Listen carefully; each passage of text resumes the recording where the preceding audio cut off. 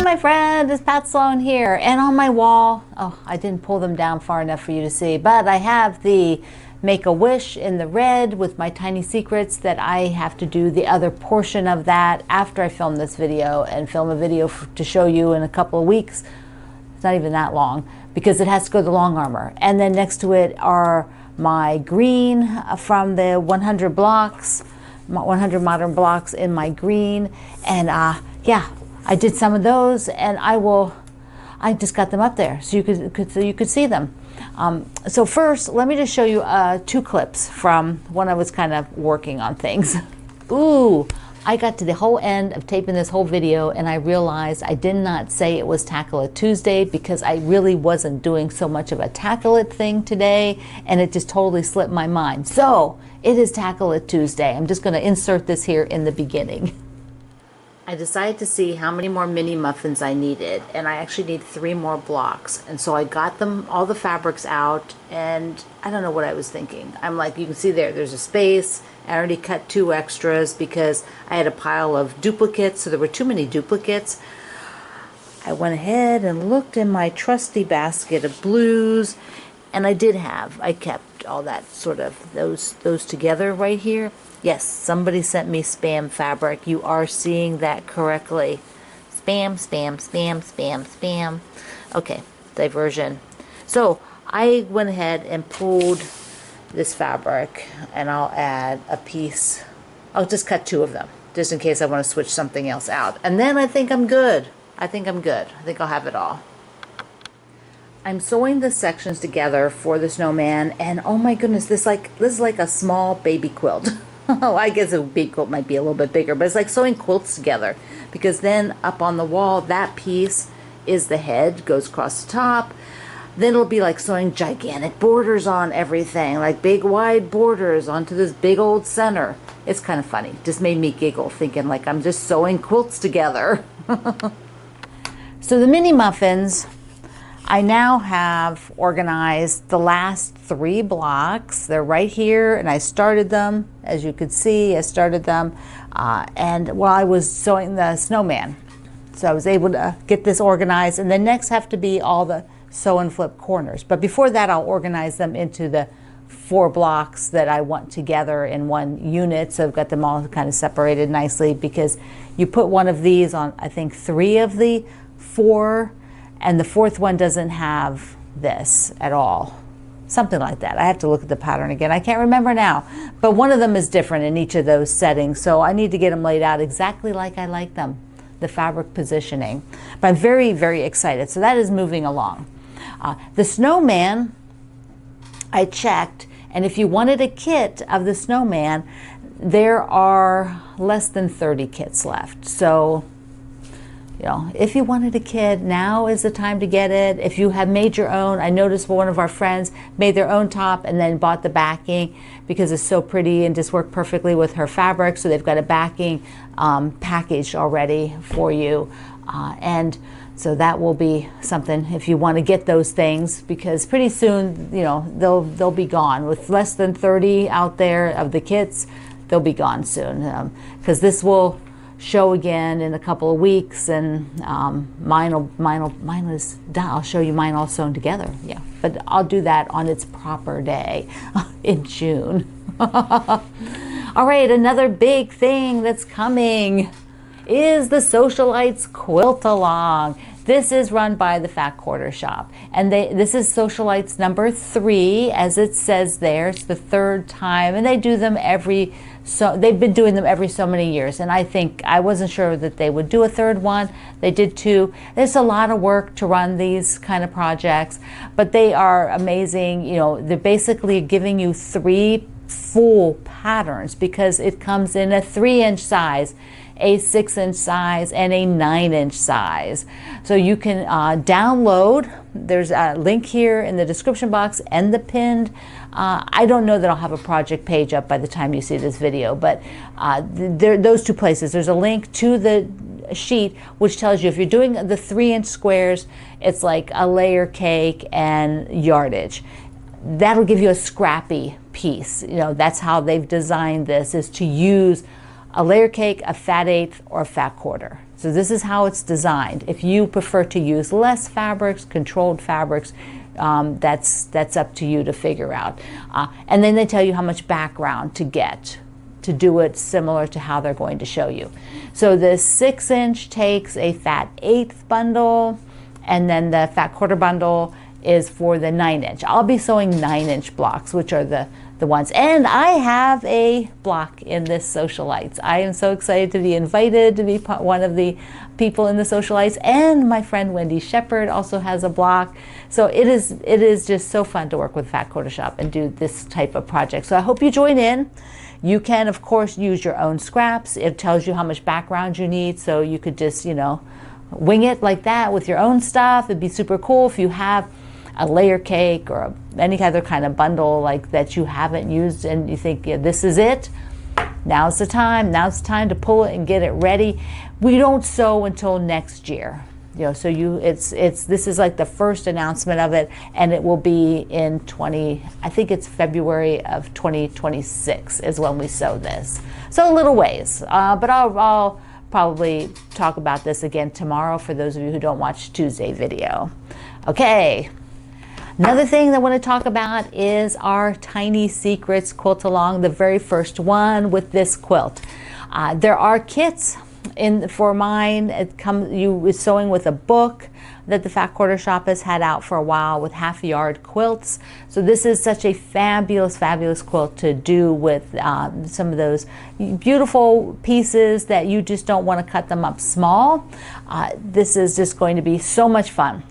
And because of timing and everything, Thursday I'll talk about the project again, and then we'll go ahead and start I'll show you the first parts sewn in the following Thursday. So it'll be a Thursday project.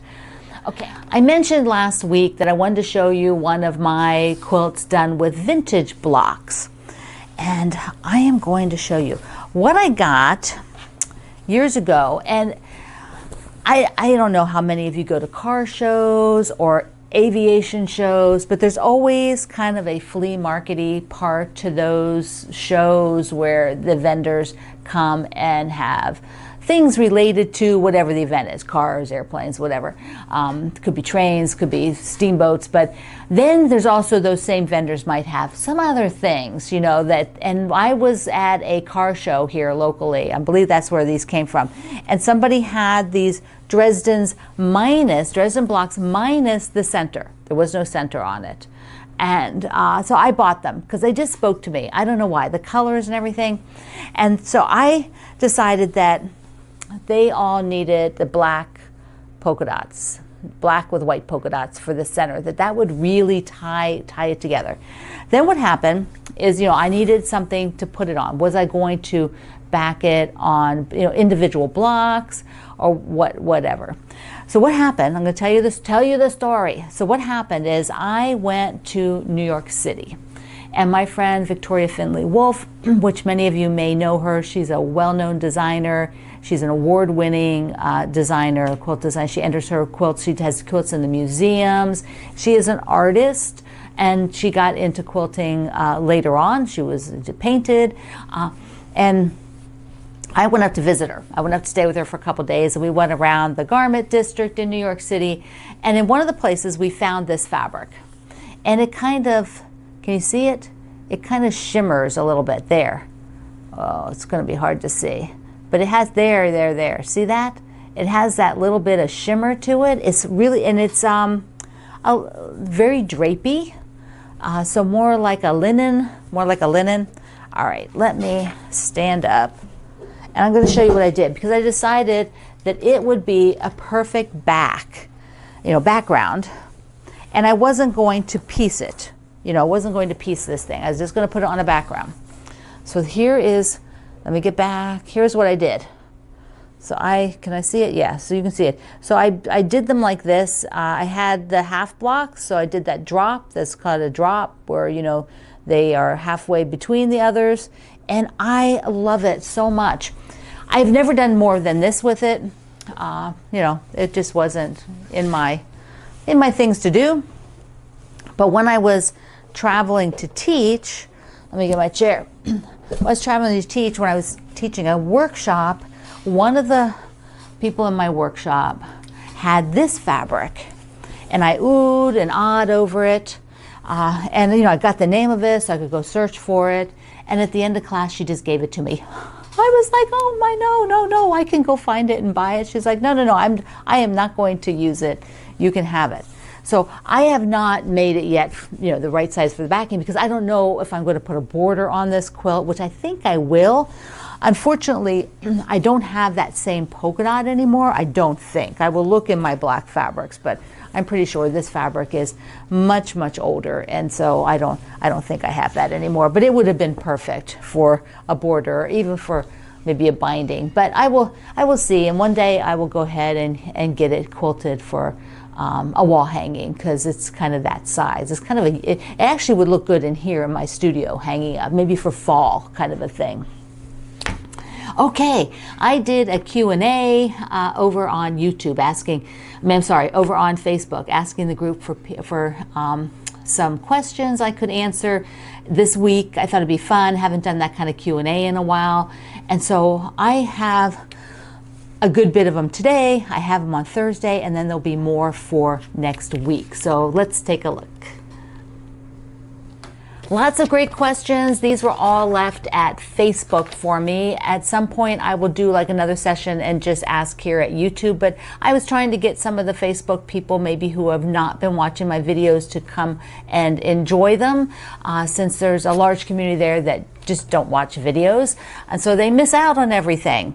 And what happened is, like, a lot of you knew the assignment and you asked questions, quilting questions or fun questions that were not quilting questions, and then a few of you asked questions that were out of the realm of you missed the assignment. You wanted things that are like a whole tutorial or something super specific to your project, things I don't do, and then things about how I handle and run my business, which I really, I don't discuss those. Nobody does. It's like how I run my business is, not something for the YouTube video. So those things, if you ask those kind of questions and I don't answer your question over today and Thursday, that's why. And also I will try to go back and collect. I collected the questions on Saturday at noon, and so I'll go back and see if there's any other ones, but I'm taping this back to back right now, and for today and Thursday. So you will, if you asked anything after Saturday at noon, I'll try to get that for another time. Okay, so let's go. Cindy says, what's my favorite part of the quilting process and why? So, some of these, I'm going to give you kind of the shorter answer for certain things. My favorite part is probably picking fabric, as you might guess, because if you are watching my videos, that's the part that I concentrate on. That's the part that I really enjoy, is picking the fabrics. And then I do really like to see how my choices actually work out. That is exciting. That is the fun process for me. The mechanics of putting it together are fine. The sewing is fine. It's fine, but I don't like sit and go like, oh, I really need to get to sewing. I'm much like, I need to pull fabric and play with it and put color combinations together. That's all the stuff that I enjoy. Okay, so Dawn wants to know, have you ever started a quilt project gung-ho and then fell out of love with it? If so, did you take blocks that were made and turn them into something else?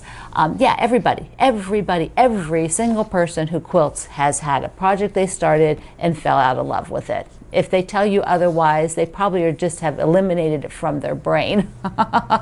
We all do it. Do I make it into a smaller project? Sometimes. If you're watching my videos, you know what's happening with the 100 blocks.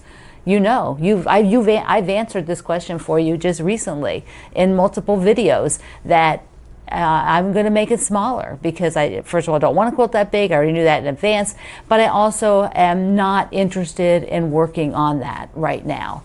And I have, progressed as far as I have. I'm going to do a little bit more, and then, I will wrap that up. I will sew that one up. I don't know how many times I've had a project that I totally abandon, like it becomes a UFO, right? But that's kind of not my go-to. I kind of, I don't know too much about it. I don't know if I have too many of those. Joyce says, how long do I keep fabric that I haven't used, like forever? No, no. You know I do not keep fabric forever. I have moved fabric out of here constantly, constantly. Does all cotton last longest? I have older fabric I forgot about and not sure if it's cotton.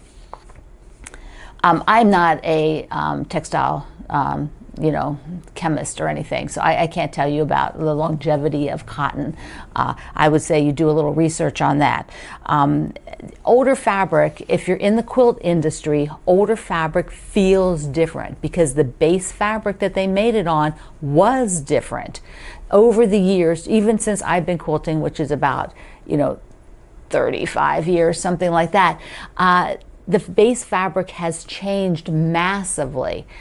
The older fabric does not feel good to me at all. If I am using something that was that old, which I have very few pieces of that from when I first started quilting 35 years ago, that fabric will feel stiff. It will not soften when you wash it, some of that. I would not keep that myself. I would move that on and see if an organization would want it, and usually somebody will work with it. Okay. Karen asks, what machine binding technique gives you the best looking result?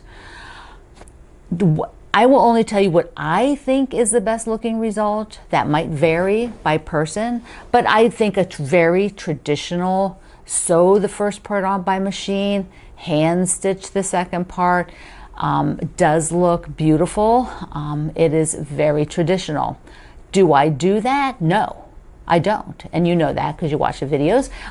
So I do machine quilting, machine binding, pull it over to the front and stitch it down with the machine. It is not as pretty to me as doing it by hand, but I'm fine with all that. Okay, Melissa, what do you do with all the scraps I generate making quilts? I have a bag that I toss the littlest pieces in, and then if there are bigger pieces, I save them and give them to charity organizations. And then if you were watching my videos, I think it's 2021, and I recently even showed pictures from that. For a whole year, I sewed every single little piece. I sewed them together and made a whole bunch of scrap blocks for the entire year. It made like over, I think, 100 blocks. So that was fun. Okay, so let's see. I think I may need more than 2 days. Oh my gosh, there are like 4 pages here. So this is a lot of questions. I didn't know. They take me time to answer. Okay, so has Greg ever tried, okay, Nancy asked this. Has Greg ever tried quilting? Or is he a home buddy? Or where is he when you're quilting and YouTubing? Okay, Greg and I have worked together as a business. We run our business for 25 years. And so he is part of the business, and he has run all the back office stuff, shipping, event organization, processing, accounting, maintenance on the computers. He does all the back office stuff, and he doesn't quilt. He could. He doesn't enjoy it. It's not his thing. If it were, he's done woodworking, he's done metalworking, he's built part of an airplane, he's fixed engines in cars. Yeah, he's painted cars. Yeah, all that kind of stuff. And so he is a maker. He does a lot of those things, but fabric isn't something that interests him. So that's why he doesn't sew. Maybe if he was using a sewing machine to put metal together or something, that would be more interesting. Okay. Tina says she's working on a quilt for her daughter-in-law, and it isn't going well. So she's frustrated with the process, and she's lost all desire to sew. That happens. The desire to sew, no matter how it comes about, is like an entire topic. If you want, that is the kind of question that would be perfect to put into the group as its own new post, as its own post, because so many people have hit that wall and can give you advice on how they handled it, particularly if you give your exact situation. Like here, you're working on a project that's just frustrating for you, and so therefore you don't want to work on it. Who would want to work on a project that's frustrating? The short answer might be change the project. See if you can get a friend to help you on the project so that you can move it past the frustrating part. Somebody who has maybe done one of those types of quilts, or can just come and work with you for a period to get kind of past that point. Yeah, those are some suggestions I have just off the top of my head. Okay, we're almost done with the first page. Oh my goodness. Okay, and then I'll do a few fun ones, and then we'll wrap this up for today. Sherry says, what's my favorite quilt pattern? Probably some of my older applique patterns, I would probably say, are a few of my favorites that I did. You've seen the farmer's market. I've talked about that one off and on quite a few times. We're doing Grandma's Kitchen now. I really love that one just from the standpoint of the stories. So yeah, and somebody else asked in here, and I don't have it right here. Oh no, there is the next question. Yes, Joanne. Is there a particular pattern that's your go-to, or do you rarely duplicate? Yeah, I rarely have made a second quilt again. I've made Oh My Stars more than once. That's probably, and I've made Crush, the one Crush, more than once. And when I was doing things for fabric lines, occasionally I would do it, and early on I would do them in multiple colors. But I'm don't have an interest in keep making the same quilt usually over and over again. So yeah, it's just sort of move on and do something else. I've already done that. Like the pear quilt, like I don't want to do multiple pear quilts, that's not interesting. My Stars is kind of different because it's very quick and it's showcasing the fabric. And so from that standpoint, I have a lot of fun with that one. Okay, let me toss out a couple of the non-quilt. I'll do two of them. The non-quilt questions. Different Cindy wants to know, what's my favorite food? I love Mexican food. Salsas and taco chips, and okay, I'll eat some other the food too, but that's my favorite. Salsa and taco chips and some really good guacamole. And then one other one here. Oh, okay, so this is Jean. So we're sitting in front of my poor orchid now, which is on its last days. She wants to know, how do I keep them so beautiful, Jean? Well, first of all, I do not know how to grow orchids. All I do is go to the grocery store last year around February and bought one, and it bloomed for a while and I was happy, and it never bloomed again. This February I went to the grocery store, I bought one, and it has been blooming, and now the blooms are just starting. I have 3 blooms left, and so about 3.5 months. But I have no tips, 0 tips on how to grow orchids. And we talked about this in my fireside chat, and even the people who are having success with them don't know why. They have no clue. They have no clue. But you can go there and read it. Okay, so that is a Q&A. This is so much fun. If you have a question here at YouTube and you're not on Facebook, you can go ahead and leave it, and I'll try to accumulate those. It's just not as easy because I don't have them all in one place. I have to pick them out individually, and it's a little more tedious on YouTube for me to do that. But if you have one and I'm able to grab it for a future, I'll put it in the future. Okay. Round 1. Such fun. And I'm sorry, I think I said, I've shown that here on YouTube. I'll try not to do that as much on the next one, because I have. One of the people who wrote a comment, she says, I can't think of anything to ask you because you tell us everything. And which is true. But I realize, especially on Facebook, a lot of the people there don't actually watch my videos. So maybe they'll watch now that they asked the question, who knows. If you're new to watching my videos, thank you for being here. I have 17 years of video content here, so I hope you go back and watch a few of them. So, all right, my friend, I love you. Mwah. Thank you for being here in the Sloan Zone. I will see you online.